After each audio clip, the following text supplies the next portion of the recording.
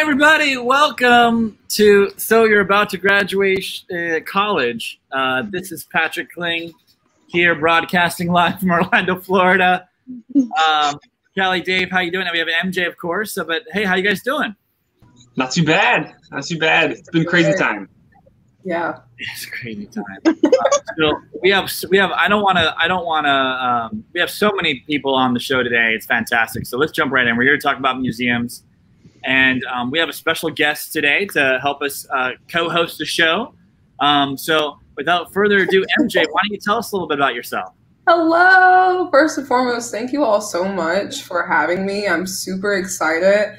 This is so new to me, but I have recently watched some of the past episodes and getting caught up, and it's incredible. So my name is Marissa J. White Corals. I go by MJ because everything else is a mouthful. Like Patrick, I am here in Orlando, Florida. I am originally from Johnson City, Tennessee, and I was born in Lima, Ohio. I moved down here 4 years ago. I currently am a performer at Universal Orlando Resort as well as SeaWorld Orlando. I have a background in theater. I co-written multiple theatrical productions for East Tennessee State University. I have a huge background in theater and acting for my university, King University, where I also was a cheerleader. I left, came down here to pursue my dream of working in themed entertainment, and I have recently published a book, a children's book, last week, actually. So that's exciting. But again, I just want to thank everyone for allowing me the opportunity to be here, and I'm really excited. That's great. Well, welcome to the show. Sorry, I'll get this back on. I have like 15 windows open at once here, so I have everybody else is here so that I don't have to worry about hosting the show anymore. I swear.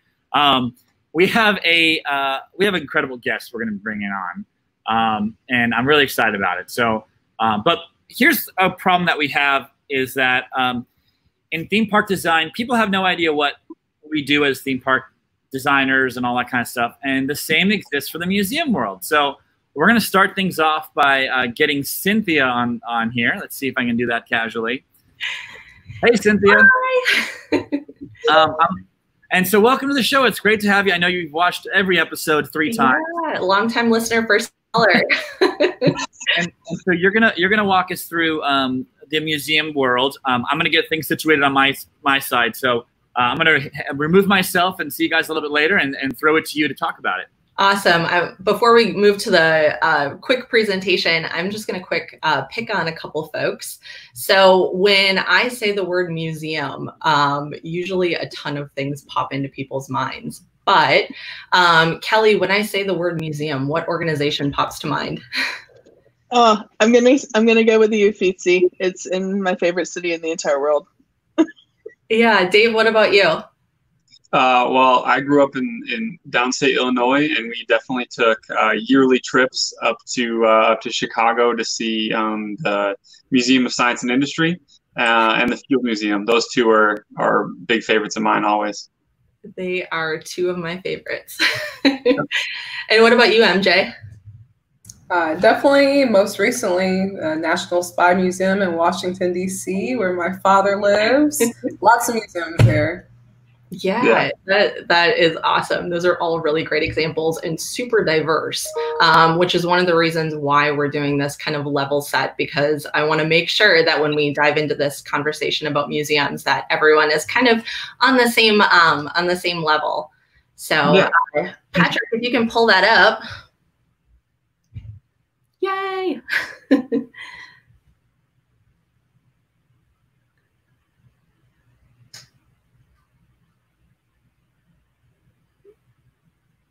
Awesome, you can go ahead. Awesome. All right. So as I mentioned, when you hear the word museum, I would bet money on it, as we just demonstrated, that everyone who's listening is imagining a completely different museum. Either a local museum from your childhood or hopefully a museum that's tied with a super awesome memory. But when I tell people that I work in museums, they usually respond with, oh, wow, that sounds like a really fun job. And then it kind of stops at that.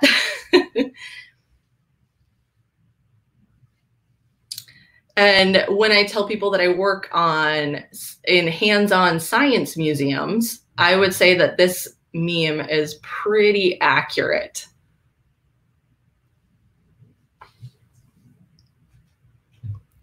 And then when I tell them that I'm an exhibition developer and creative producer, this meme is pretty accurate. And you can see how things get pretty muddy very, very quickly.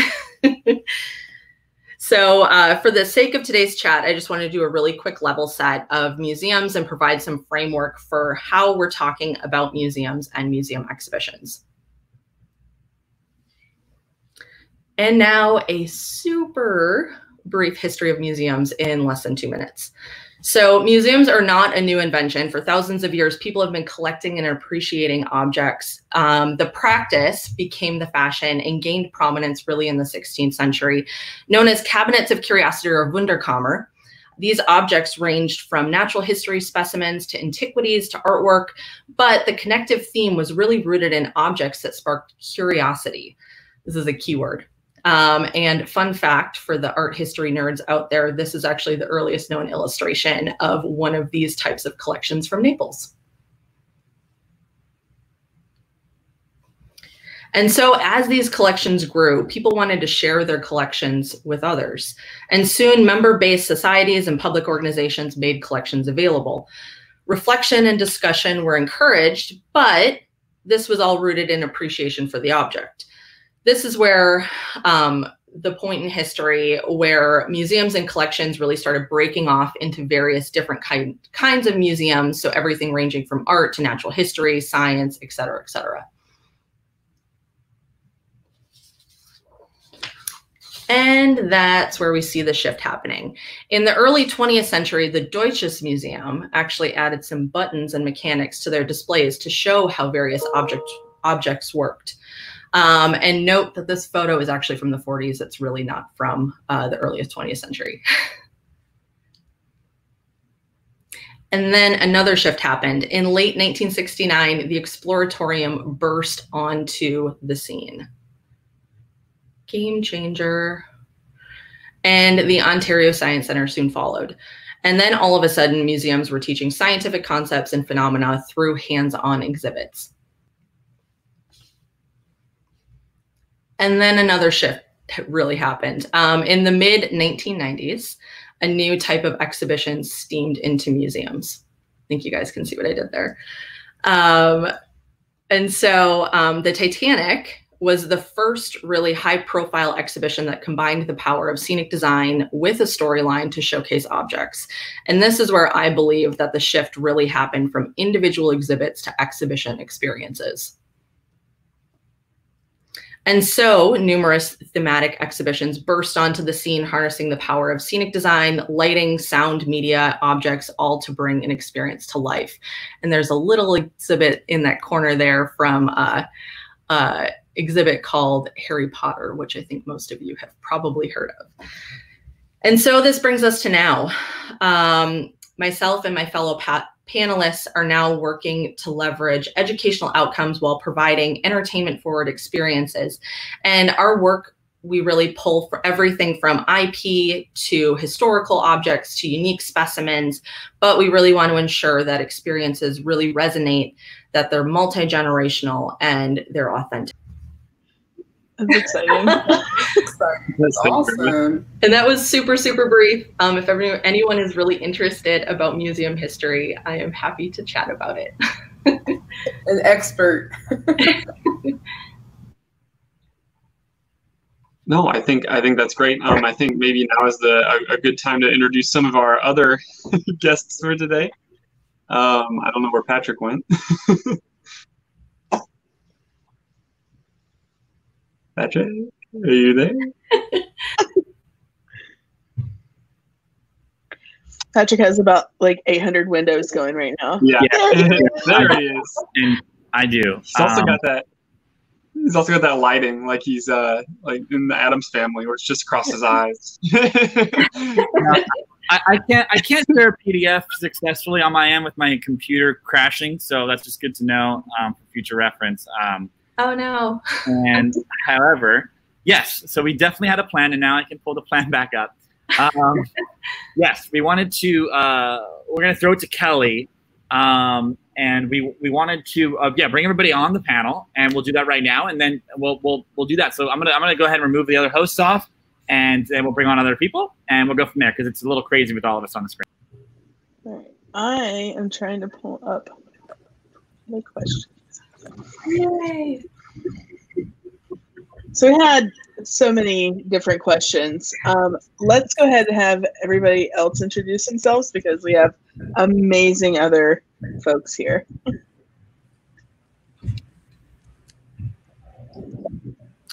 I'll go ahead and start. My name is Kevin Depinet. I'm a partner at XL Scenic, where we predominantly design museum exhibitions, touring theater shows, Broadway shows, international shows, all kinds of things. But we're generally just a design company that tends to focus in the museum world.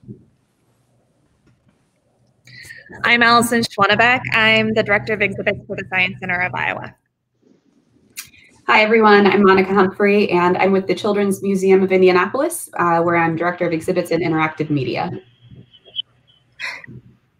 And I'm Cynthia Brown, and I am a principal with Museum EXP.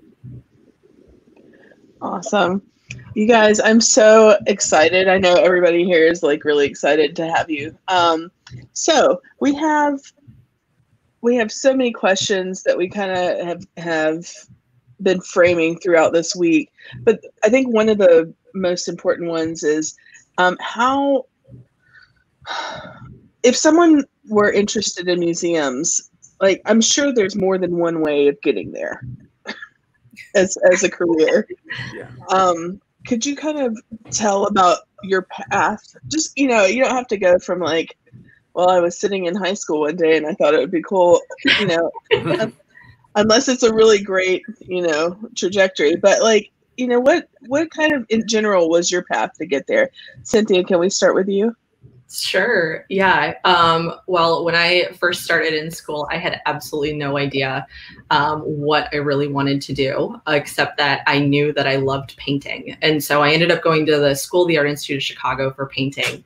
And it was actually through a work study program where I had a work study at the Art Institute of Chicago. And I ended up finding out that I really, really loved museums, and I completely drank the Kool-Aid from there on out. Actually working in museum exhibits, I had no idea that this was even a career path that I could take. I thought that working in museums meant that you had to go either down the collections track or the curatorial track. And that's what I ended up doing. When I actually started working in the field, I found out pretty quickly that I was definitely not well suited to be staying in a basement working with inanimate objects for the rest of my life all by myself. And I ended up stumbling my way into working in museum exhibits because I had absolutely no idea that existed.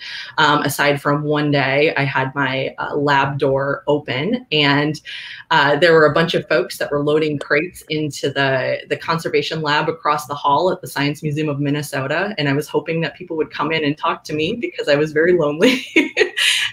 And I ended up finding out that there was this wonderful world of traveling exhibits, and I knew that that was something that I wanted to work on. So I've been doing it ever since. That's awesome. Kevin, Yes. I'm just going like across the screen. Yeah.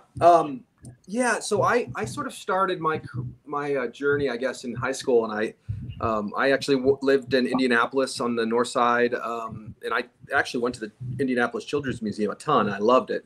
But when I was in high school, I did a lot of theater, where I got to explore and do different things. And I went to college actually for art as well. I was in sculpture, and I sort of shifted into theater, and I just kind of stayed in the theater world for a long time. I really enjoyed storytelling. Got my master's degree, continued forward in theater design, in art, always kind of drawing and creating things. And then as I kind of developed into my professional life, somehow I stuck into the theater, and I made a living of it for the last 15 years, which is crazy. And my partner and I, about 8 years ago, formed our company, XL Scenic, which was really set out to design things other than theater, but where we could apply our theater skills to those other sort of ways of entertaining people. So now my partner Todd Rosenthal and I share our studio together, and we do all kinds of things. So we still do all of our theater work. I was in London for the first 2 months of this year before the COVID-19 thing hit, working on a new musical called The Prince of Egypt, which was based on the DreamWorks films, The Prince of Egypt. But then we do that along with the theater work. We also are doing the museum work. So it's sort of a really great thing. And then we also do architecture. I mean, we also design homes, and we do we design landscape, and we do all kinds of things related to design and storytelling. So it's sort of a great mix. So basically, my background has led me into this part of the work. We love it. We love museum design. It's very similar to theater design with a few differences. Yeah, that's kind of where I am.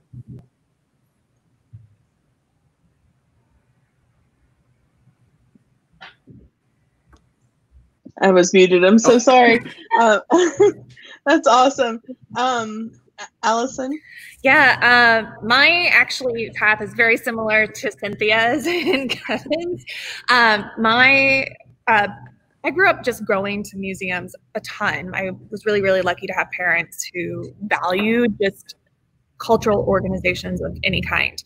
So I grew up as an Air Force brat, and so I spent most of my childhood museum experience at COSI in Columbus. And it never dawned on me, even though I had like this wonderful family that was like, hey, museums, we like museums, let's go to museums. It never occurred to me that that was actually a job. And so as I went to college, I was going to be an artist or an actor or a director or a set designer. And then I was like, ooh, I really wanted health insurance because and so I kind of fell into the museum field. I was really lucky to start at the Science Center of Iowa as a programs presenter because I was hired to do science theater and do demos. And I was like, this is awesome. I get to blow stuff up and hold snakes and play with electricity. So this is fun. And then they just can't get rid of me. So that's pretty much it. That's awesome.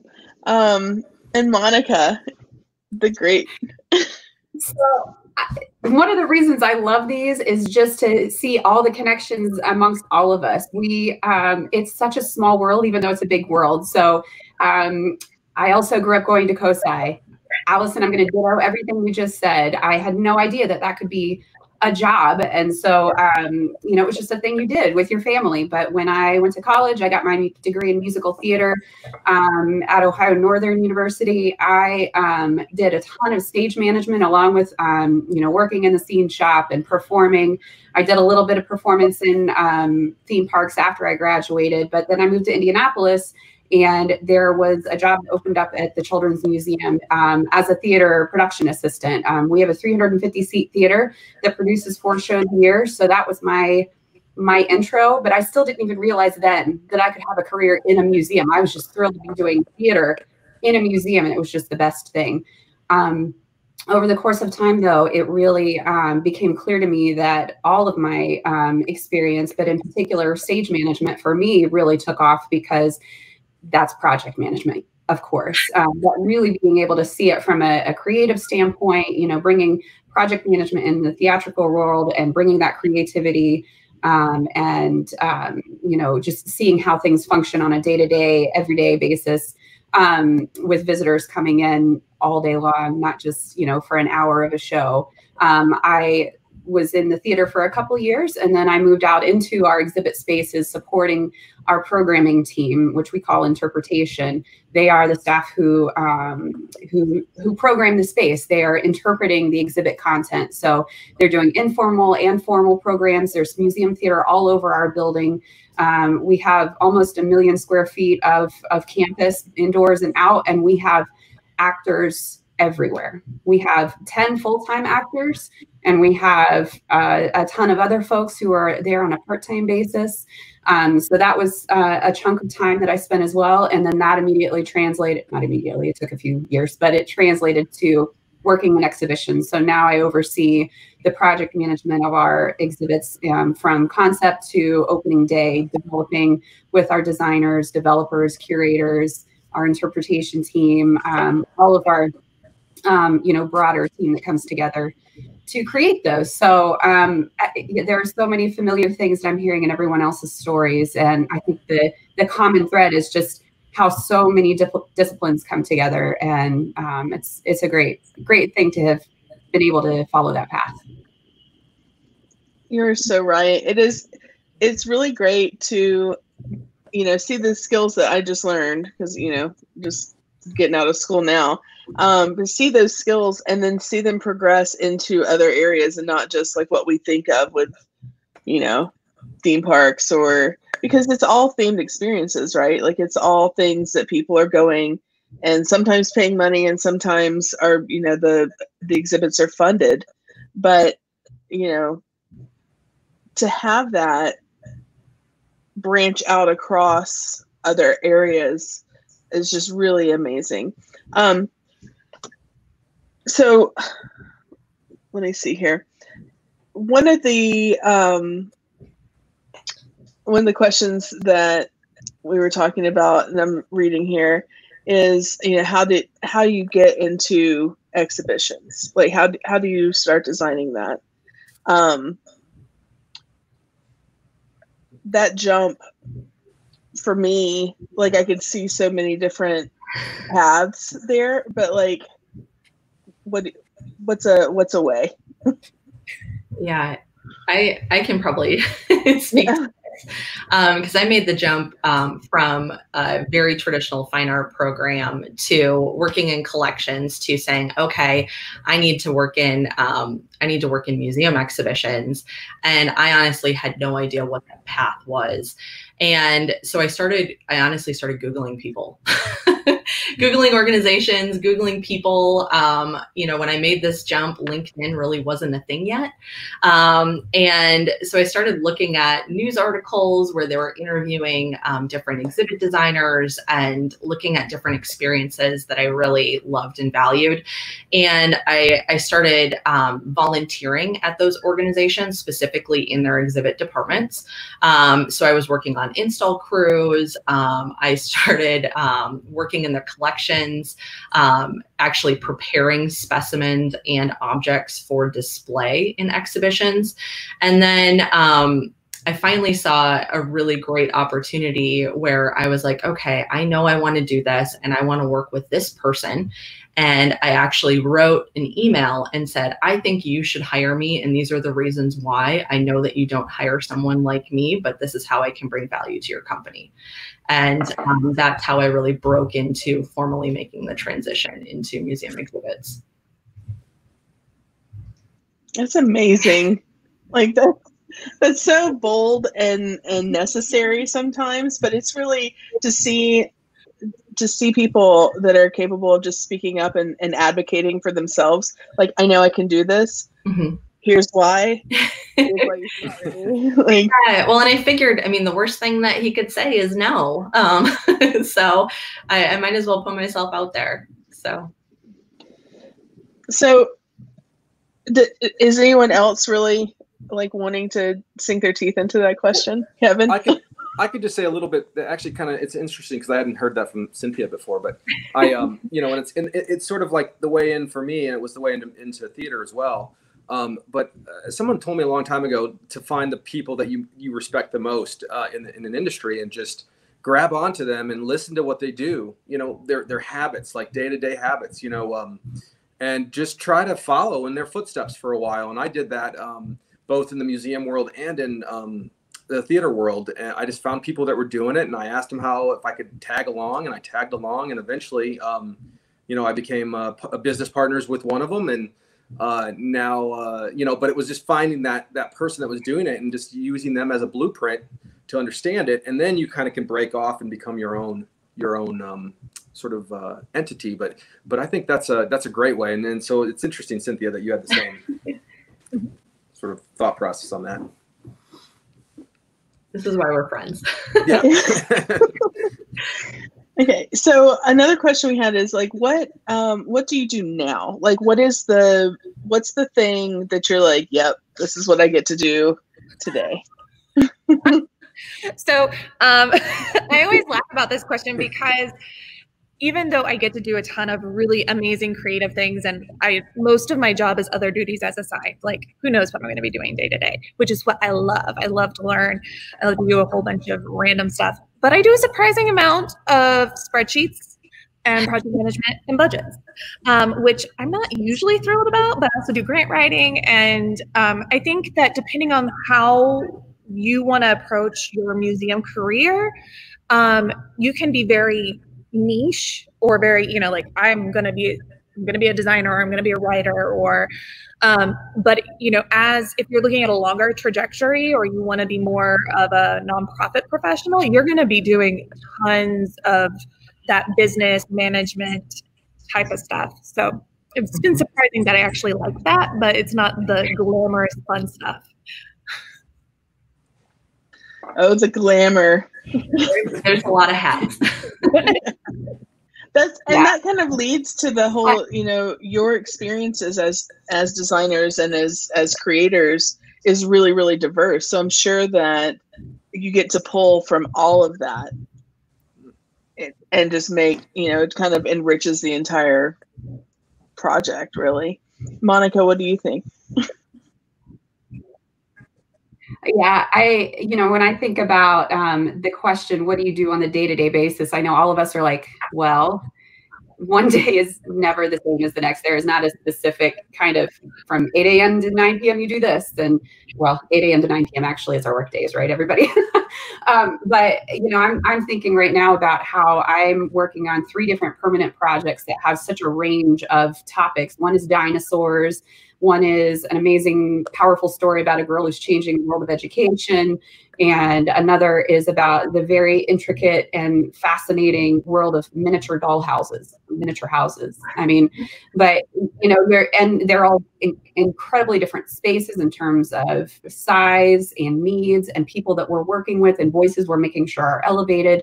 And I think that the tie that binds all of that is trying to get back to the storytelling and the emotion behind it, which, is so integral to theater. It's just second nature to be able to see that. And again, having that thread that connects. So I think more specifically day to day for me, I'm project managing those teams. I'm having regular meetings with our design and development teams to work through really early concept details to, finalizing production and installation. And doing that remotely is crazy. Our museum is open right now. We just opened to the public last weekend. But the bulk of all of our design and development for the last 5 months has been, or all of it has been in our homes in a totally different way, and figuring out how to maintain that connection with one another.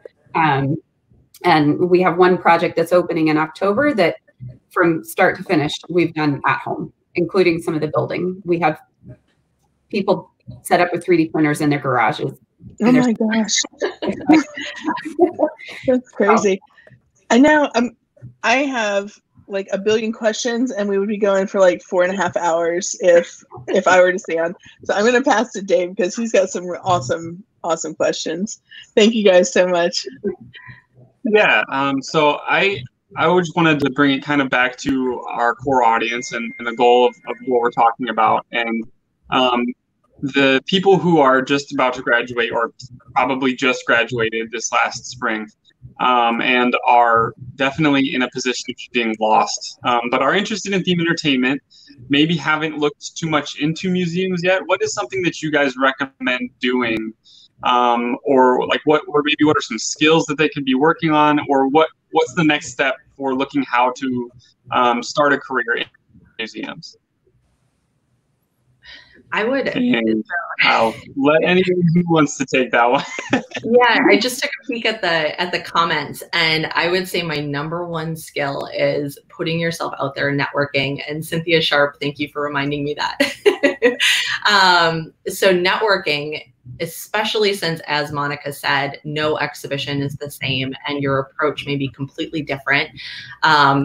As an exhibition developer and producer, I am constantly tapping into my network, either for phone a friend questions or, hey, okay, I have this very specific role and we crossed paths 8 years ago and I would love to pull you in on this project.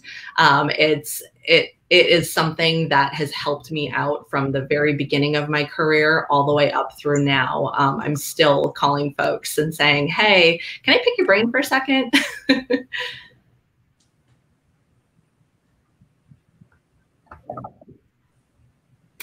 I'll add, I think it's important for you to be a tourist in your own town or rediscover your own town. There are so many amazing museums and cultural institutions that you may have entirely overlooked. I will admit that I've lived in Indianapolis for over 15 years, and I've not covered all of the ground with museums, and that's where I am now. But if you go and visit that and you start seeing the things that look familiar, and I don't mean, a museum exhibit that's familiar, but maybe you're seeing something that you can see how that was made, or you can see how maybe the thought process into creating that thing. You'll start to see the doors open up with all the different paths, and not just one path. But I think cultural institutions and museums in general, you can kind of maybe just, again, revisit it and remember what it's like to be a visitor, and then follow what Cynthia said. Don't be afraid to,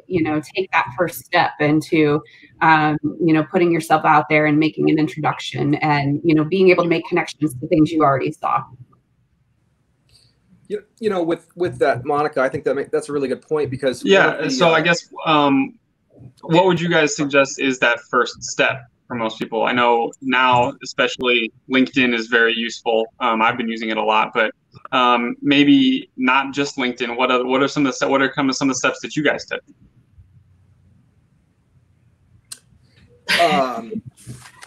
Wait. Okay. So I in terms of getting the job, or what's the? Say that one more time. I can probably field this one, Dave. Yeah. I think first, you mentioned you guys mentioned putting yourself out there, and taking that first step to introduce yourself to the networks. Like, for most people, they still don't fully understand what exactly that means. I'm just trying to get some concrete steps for the people, Yeah, well, I think if we can see the silver lining in the situation right now, a lot of things have gone digital. So you're able to participate in all of really, really great networking events that are happening online, and usually they're free to join, where you can join any sort of networking event with the American Alliance of Museums. The Mid-Atlantic Association of Museums does a great coffee break once a week. The Themed Entertainment Association is doing some really great things with networking breakouts.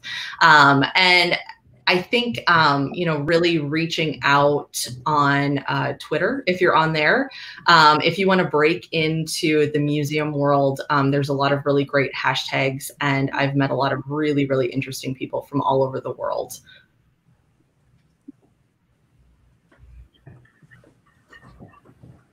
Okay, and I think I'm going to pass along the questioning to our co-host, MJ. I think she's got some good ones for you. Thanks, guys. Hello. Thank you so much, Dave. Everyone. I love hearing you all speak. This is amazing. I, honest to goodness, have no background in museums specifically. As I said when I introduced myself originally coming on, that my background is in theater, which I know all of us can relate to that, but primarily, specifically now, is theme park entertainment. So I wanted to ask you all some questions regarding theme park entertainment and how that conveys to the museum world. So the first question I wanted to ask all of you can chime in, but I kind of wanted to direct this to Kevin, given your background. How are theme parks and museums related with designs, operations, story, and technology? Well, I mean, that's interesting. You know, it's like that's an interesting combination because the one common link, much like theater and museums, you know, you have storytelling involved in both environments. The biggest difference, I'm going to say, though, with a museum versus a theme park is the type of experience you have going on with, you know, the guest is actually participating, you know, so it's an active event, you know, and you're really sort of, as you're designing that, the exhibition, you're thinking about it from the guest's point of view and how they're experiencing the environments and how they're experiencing the artifacts and all of the different interactives. With themed entertainment, entertainment in general, I think really it's more of a passive experience, but when it gets really good, it's active. If that makes any sense. And to activate I think a themed experience or like an experience in a theater or in an amusement park, you really have to get into figuring out how to involve the audience, even though they're not up on stage with you. So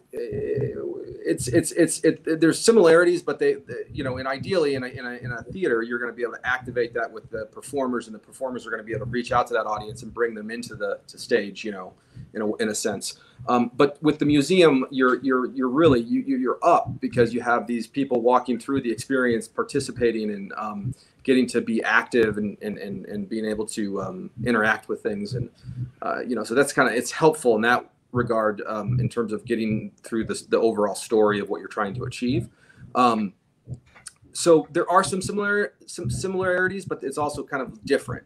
If that, I don't know if that answers your question. It does. It does. That's amazing. I appreciate that. I was actually going to ask you what the key differences in those areas would be, but you answered that within that question itself. So unless anyone wanted to add to that, I actually wanted to ask Monica, because you have a character performer background a little bit. Yes, in theme parks? Just a little bit? A little bit. Yeah. Is it enough for you to be able to answer how might theme park performers relate to the museum environment? You know, I think I have enough, because even though I haven't done it for many, many years, I have a ton of friends who are in the network. And so I'm still, you know, really involved in that. But, you know, I think what is, you know, what's key across the board is the live people, as amazing as we can create exhibitions and attractions and a place to go, the next level is seeing a person bring it to life, and that character kind of step off the environment. So just like in a theme park, you know, people are coming out and either performing on a stage, or you see characters walking around, you have those meet and greets that are just amazing. Museums can accomplish the same thing. Maybe they're not an IP, maybe they're not an intellectual property, maybe they are. But, you know, for us to bring to life Mary Anning, who was a young woman who scavenged for fossils on the seaside of, you know, England, and she has become an icon of paleontology now. And so we bring that character to life, and there's a mini show that happens on main level of our dinosaur exhibit. So, you know, just like in theme parks, you are bringing that story to life, you're extending the story, and that is happening all over museums throughout the world. Interpretation is really growing. So that's really important. It's also really wonderful to be the face of the museum. That's something that visitors take away, and they remember that moment of, you know, interacting with a historical character, or watching it. Maybe they're just watching it passively, and they're just still, you know, just having a tremendously emotional experience. And, you know, it's really great to have that. So I think there are a lot of correlations there, and it's also really hard work, but it's so rewarding to have that, you know, connection. I think sometimes when you're on the stage and you have that fourth wall separating you, you can really kind of be in your own bubble, but then it's a whole new level to be able to interact with people and to feed off that energy. And it's just really wonderful. Thank you so much for that. That's incredible. That actually got me thinking, because Allison, I want to say that it was you that when we were doing the kind of planning for this, you mentioned that with your theater background, how relating to theater and museums, character development. And when you, correct me if I'm wrong, I believe you did say this. I even wrote this down because I thought that was so interesting that you were able to make that connection that whenever you receive a project within the museum world, it's so similar to that in regards to even as well as what Monica was just saying of being able to bring that to life for the guests, for the visitors. Also, anybody who's watching, if you wanted to ask questions as well, please feel free to do so in the comments. We're reading those. But did you want to elaborate on that? Sure. I think that, and I know Cynthia would probably say the same thing, and I'm guessing I'm feeling a very kindred spirit with Monica and Kevin too. So that for me, like, I just love learning. And like, whether that's a character or a time period or, you know, diving into understanding, you know, physics, which is not my strong point, it's not my thing, it's all about learning and like fully digesting that and throwing your net wide and building those experiences. And honestly, talking to people that are smarter than you and more talented than you. But that's why I love it. I love that, you know, I'm learning about different things, and it's the same thing in theater, you know, whether you're doing it for set design or costume design or, you know, reading a character or directing a show. I will say that the other thing, like if you are a performer and you're looking to get into museums, your improvisation is going to be like the hands down thing you use more than anything else, because being able to authentically answer and truthfully answer things that you're not expecting is wildly helpful. That's awesome. I love that. I think it's crazy because obviously I am a performer and I do have that theater background. And the more I'm listening to you all, I'm like, wow, why haven't I thought about this a long time ago? But as you all said, when diving into this industry, it's not something that you necessarily think about until you wind up involved in it. Speaking of improv, I had a question that was kind of off of the outline, but still I believe viewers would probably want to know the answer to this. Where do you see the future of theme park entertainment and museums? Do you see it moving forward? Do you see them developing a relationship and working together? You know, how a lot of companies that will work together to kind of see what each other's doing and see how they can build a relationship essentially and moving forward. Do you see that happening with theme parks and museums? Oh, absolutely. I feel like this is a conversation that we're constantly having at conferences over a glass of wine. Just the overall Venn diagram of museums and theme parks is definitely closing onto itself. If you look at any of the data that's currently coming out on the number one reason why people go and visit a museum and why they're going, it's for entertainment. And so we're all after the exact same things. And I feel like because people truly want to have a really great and entertaining experience with their families, there's a lot of crossover, and I feel like there's a lot of ways that we can, you know, kind of learn from each other. In the past couple of years, I've become a lot more active in the themed entertainment world, but I'm seeing, you know, a lot of really great ways in which we can learn from each other. Like, for example, museums are really, really great at pivoting and working really quickly with very limited resources and really kind of getting creative and figuring out, okay, how can we get this done in our non-existent time frame with our non-existent budget, whereas theme parks are really, really great at, you know, providing that overall immersive experience that I feel like a lot of museums are trying to go for right now. That's awesome. I love hearing you. I love hearing all you talk. But Cynthia, you always like I don't know. Just I'm sitting here like in awe. Like, oh my gosh, this is so useful. And I'm hoping that I have some friends that are watching and colleagues that are watching, for those of us who are in the theme park world that are starting to figure out that there are more ways that we can contribute what we know and what we don't know, rather, to something different. I think museums is so refreshing for people like us, where, such as myself, where I moved down here doing the Disney College program on an internship. And kind of from there, I was like, okay, what do I do next? Because I'm not in college anymore, and I don't know how I'm going to tie in what I would love to do. So, not saying I don't love my job, but that brings me to the question about, for students, for those who are watching that are students or recent graduates, what do any of you believe students, recent grads, should do in their free time, and what kind of steps should they take now to prepare if they want to go into this field? I am personally a really big proponent that if you want to work in a museum, any role will get you there, but you really have to be willing to do anything to get your foot in the door.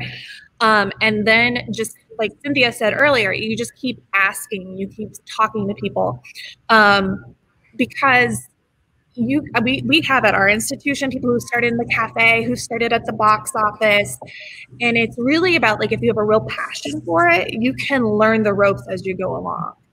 So that's kind of, I would say, not being above any role or job that might get you in, so if that's really what you want to do, go for it. Yeah, well, and also just to piggyback on what Allison said, I think, museum folks are incredibly generous with their time. I've noticed in working with theme parks, you're not really able to talk about what you're working on until it's open. And then depending on what it is, you may or may not be able to say that you worked on it. Whereas with museums, we're honestly open books. Not only will we tell you what we're working on and, what we have worked on, but we'll also tell you how we did it and what worked and what didn't work, and also probably introduce you to a few other people that will help you along the way. And so it's this really, really lovely collaborative network that I appreciate so much. Yeah, and I kind of feel like, just like we talked about, get involved, just start doing something. Don't just sit back and wait for it to come to you, because I don't think it will. So make up a plan, write down some goals, actually develop a map to where you want to be in 5 years, 10 years, 15 years, and actually think about the type of lifestyle you want to live. Because it's easy to talk about our work, and our work can define our life, but I'm a big proponent of also having a life, because I kind of feel like my life contributes to my design. So I think it's really important to kind of map out some things that you want to, some markers that you want to actually aim for. And that kind of goes along the same lines of, trying to find the people that are doing what you want to do now, and just saying, oh man, I want to be where that guy is or that lady is in 5 years. And then it just gives you a goal to shoot for. So just take some time and write it down. And it's amazing how, sometimes, I really believe in writing it down. I personally, I have a vision board. I put down I have images of what I want my life to be and what it's going to be, I hope. And it's amazing how those, by just doing that simple act of writing it down or putting some images up on a board of what I want, it's weird because a lot of times you get to those goals. I mean, next thing you know, you're there, and then you have to reevaluate it and shift it up. But just taking a little bit of time on that front is, I think, really important. That's amazing. I'm sorry. It's just, for me, I'm learning so much, and I think that I know that our viewers are doing the same. And speaking of our viewers, we have a question from Matt Kent. While theme parks and museums are limited in their availability to serve the public due to COVID, how do you recommend pivoting until the experience industry is up and running full steam again? I don't know. You know, obviously there is a challenge with this whole COVID situation in reopening museums, but for some museums, and Monica mentioned this earlier, she's still extremely busy working on future experiences. And for some museums, the pause in the day-to-day operations has really given them a chance to pivot and look at, okay, what are some of these projects that we've had on the back burner? How can we move these a little bit further to our end goal?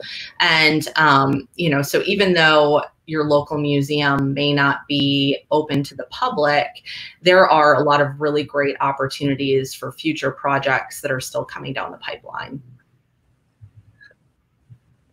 I also want to add that, like, it's not an easy time right now for museums, just like any other business that deals with the public. It's our field right now is actually experiencing severe cuts and, you know, furloughs and layoffs, and like while we're still serving the public in a much reduced scale. So it's actually a really good time to like network and talk to people who may have previously worked and just like pick their brain, because there's a lot of knowledge and resources out there. But it's going to be a rough time for probably about 2 years, if we're really honest with ourselves. And I think we have to, like, as like we're thinking about like experiences and designing and things like that, it's not about throwing everything out the window that we know works really well for people, but it's about adapting and adjusting just slightly until we can get to a point where we can kind of go back to normal. But we won't ever, but who knows, maybe we'll come up with some really cool innovative things and they'll never have to do what we did before. A new normal, time to get creative. But Patrick is back. Matt, thank you so much for that question. I'm going to leave it to him, and thank you all so much for letting me pick your brains. And I'm jelly you on here. You know, it's cool. better when there's 6 of us, so there's not this weird black void. Hi. Thank you, guys. Thank you for coming on, everybody. This has been great. I have a couple questions. So Dave had some technical issues earlier, so he's kind of off the feed for now. He was very delayed, so I have some. I'm gonna ask him the questions that I know he wanted to ask, which is to say, you know, Allison, you were just touching on it. We have people that are laid off, furloughed. We don't. I mean, some people aren't public about it. We don't know. It's a sensitive time. A question I get every day from students I'm talking to is, you know, hey Patrick, I know you're pretty open to talk to people, but how do I approach others out there? What's the best way to approach somebody, whether that's on LinkedIn or email? Like, if you guys don't mind, everyone addressing, like, what's your take on that? Like, how are you what's the best way to approach people during these times, especially when like they're looking, they have to be looking for the long-term goal of, hey, I'm thinking for a year from now. I know you're not hiring today, no one's hiring, but a year from now, I'm trying to learn more about the industry. Cynthia, do you mind commenting first, and I'll just kind of go down the line? Sure. So I've had people that have reached out to me directly, and I've been either doing phone chats or really quick Zoom informational interviews. And from time to time, I've been actually grabbing a few people that I think will be a really fun little happy hour situation, and, you know, trying to get to know people better. Like Allison said, you know, there's a lot of really, really great people that are available right now that, you know, 2 months ago, they probably wouldn't have had the time to, you know, put an hour on their schedule and chat with us. And now we're able to. And so, yeah, we've just been doing a lot of different calls, everything from Zoom to Twitter, Facebook, LinkedIn, all of the things. Kevin, how about you? You know, how would you want to be approached, or what's your recommendation for people getting a hold of you if you're willing and open to be chatting with students or professionals? Yeah, no, I'm always willing to do that. You know, it's how I got into the industry. You know, I asked people for help, and they gave it to me. So I'm more than willing to talk in any way, shape, or form. You know, I really like the phone. You know, I enjoy just talking to people. You know, one of the things that I'd say about just in general about this time right now with COVID-19, and it goes back to my earlier comment about understanding that as a, you know, you're trying to develop yourself as a person, not just a job. And, you know, right now I find this time to be really good to sort of sharpen your tools, maintenance, things that you may not be as good at. You know, we have time right now, which is something we never have. So I think this is a great time to really work on things that you're not comfortable in or you're not good at, and just take this as a real opportunity. I've been really, you know, all the younger people I talk to, a lot of times I really push the fact that this is an opportunity in a way that, you know, and some of us have never had it, and we're right now we're faced with this, you know, massive amount of time to just to mess with things. So you know, I would encourage you to just really you know, take some time out, develop some other parts of your life, work on things that you may not even be able to put into your job, but it sort of rounds you out as a person, because most people are looking for people that can interact and talk to you, and you're really not, you know, our jobs as designers, and really anybody on this call, like, we want to be friends. I mean, we want to talk as a group, and we want to, you know, we don't want to be you know, it's really not the normal work environment. It's more of a social thing in a lot of ways. And so I think developing all those skills, this is the time right now, and we just normally never have that. So but yeah, I'm more than happy to talk to anyone, really, via email or telephone or anything. Cool. I really love what you said there, Kevin, about defining yourself as a person and not defining yourself as a job. I think that's really, really important for right now. Yeah. So, you know, Allison, I have a question for you. So, like, let's just say someone was to message you on LinkedIn and say, "Hey, I'd like to meet." I've gotten some bad LinkedIn messages from people that are trying to sell me stuff, or they don't even know what they're. And it's like, hey, I saw this job, and I'm like, I don't know what that job is, and I don't even really know you. Like, I've had some bad etiquette thrown my way. I'm curious, you know, what do you look for in that initial email or point of contact from a stranger? What are you looking for? It's actually really funny that you asked me this, because I hate networking. I really do. And so I'm not very diligent about being on LinkedIn and things like that. But if somebody reaches out to me and just says, "Hey, I really just want to learn, or I want to know more about it," I am more than happy to geek out about museums and art and culture, and how your everyday skill sets still fit into those. So I usually look for somebody who has like more curiosity rather than looking necessarily for a foot in the door, I guess is the best way I put it. It really comes down to that curiosity and really wanting to understand. And I will spend time with you for that. Gotcha. Right there, Allison. Yeah. So, Monica, how about you? Yeah, I think to go a little deeper with that, for instance, you know, we'll have folks that are like, "Oh, I have this great idea. I think it would be perfect for you guys." And while I appreciate, I mean, we need innovation now. We need new ideas, and that's one thing I'm really excited about. You know, just trying to look beyond where we are now with the pandemic. You know, what amazing things are going to come out of this, but if I am speaking to, you know, someone who's trying to break into the industry, I really want to know that, you know, you're approaching it, like Allison said, with that sense of curiosity, with that sense of this is all about team, and there are multiple experts who come together to create this thing, and we all occupy a certain slice of the pie, but we take in a lot. So it's really important to, you know, to know that. And I appreciate transparency when I get an email or a phone call, just, "Hey, this is who I am. This is what I'm interested in. I know I love the idea of being in a museum, but I don't know. And that's fine. And we love having those conversations. So I think that, you know, it is kind of strange for some of who aren't looking for jobs right now, that haven't for a long time. And so I feel badly that I don't use LinkedIn in a way that would benefit you more, or other, you know, forms of communication. So bear with all of us who are a little behind times with that, and just go to email. That's okay. But yeah, I think being transparent and just saying I want to learn is really inspiring to me and makes me excited to talk to. few things give me greater joy than like having like a high school or college student who's like, oh, I was gonna go this way, and I'm like, come with me to the museum side. You put them in, and like, oh, this is amazing. Oh, it's learning. It's the best thing in the world. So we talk, you know, what we're telling students a lot is to do portfolio pieces and start building up your portfolio. And one bit of advice that I tell people is students and young professionals is like, try to show me something that's clever and solves a problem that you see in the industry.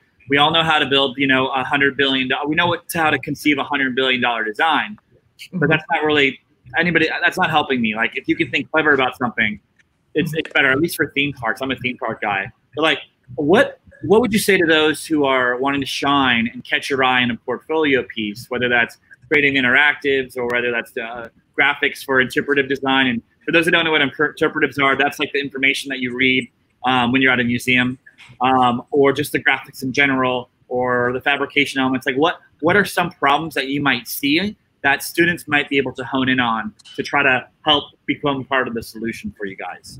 Does anybody have any thoughts or answer to that? Hands raised. I'm going to raise my hand like I'm not on, I don't know.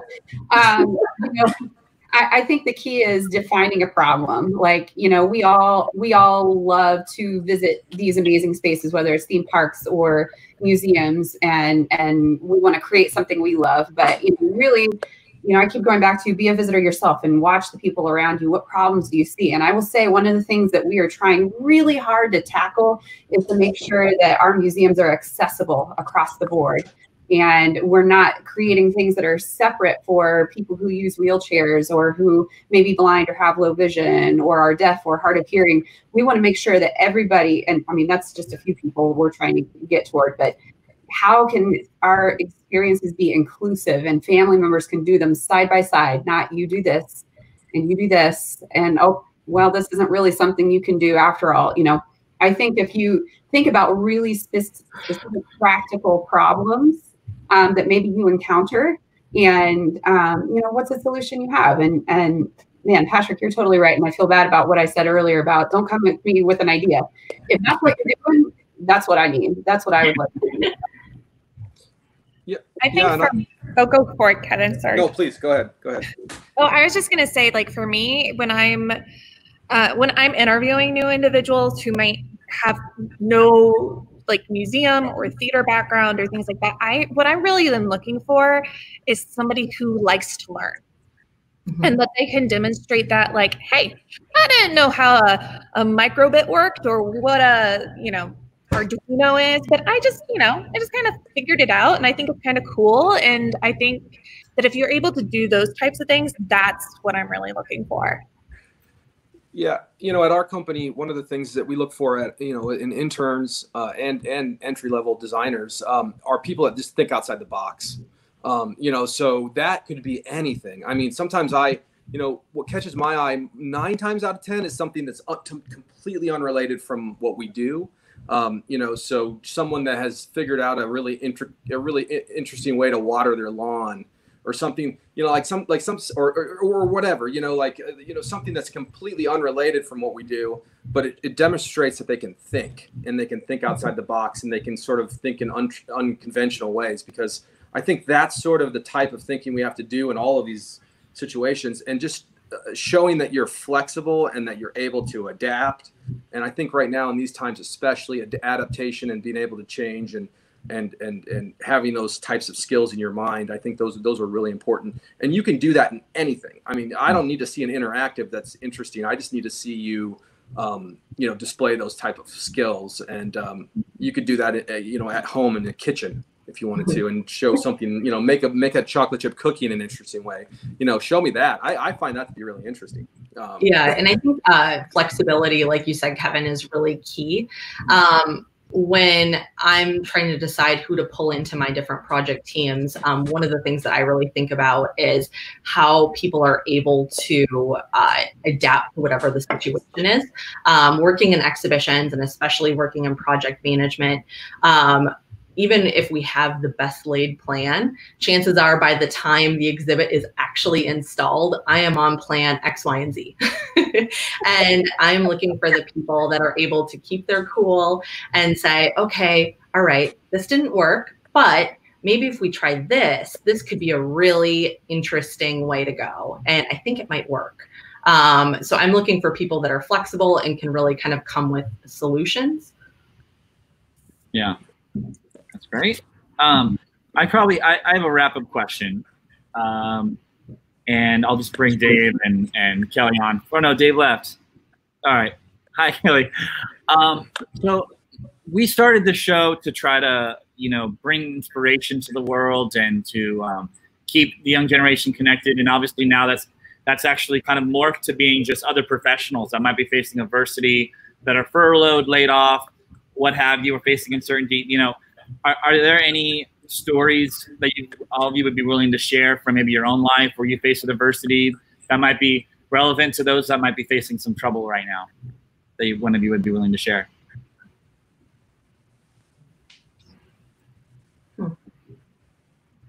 I know I threw that question at you without. I can say a bit. I'm extremely lucky that everyone at my institution has remained on. We've not furloughed anyone. There are no layoffs. And that's tremendous. We are a big enough institution that we're able to do that, but there's still lots of questions long term. My partner works in the traveling exhibits world, and he is in the gig economy. So everything he had lined up for the year is gone. But he is continuing, and he hates networking too. He continues to just send emails, stay connected, keep his ear to the ground. And, there are still needs that need to be filled. And he's keeping, that network up to date with when he's available. And I think Allison said this a little while ago that, just because he was used to a certain level of leadership in terms of what his responsibilities were, he's looking again at, some things that maybe he wouldn't have originally considered, and some jobs that are still very much within the industry and in the museums, but maybe a little different than what he was doing. And those lead to other things, I think is anytime we all look at people who are willing to step up to make something happen, to recognize the team effort and just be a part of something that is still going to result in something great.